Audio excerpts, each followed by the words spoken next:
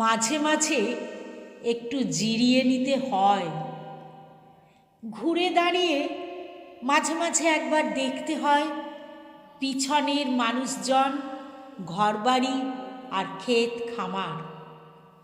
মাঝে মাঝে ভাবতে হয়, এই যে আমি পাথরের ধাপে পা রেখে রেখে পাহাড় চূড়ার ওই দেবালয়ের দিকে উঠে যাচ্ছি, এর কি কোনো দরকার ছিল? আমার মুঠোর মধ্যে খুব শক্ত করে আমি ধরে রেখেছি সেই নিশান।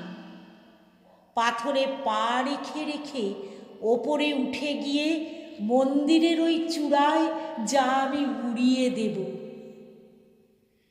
কিন্তু ঘুরে দাঁড়িয়ে এখন আমি পাহাড়তলির ঘরবাড়ি দেখছি, ক্ষেত খামার দেখছি, আর দেখছি মানুষজনের মেলা।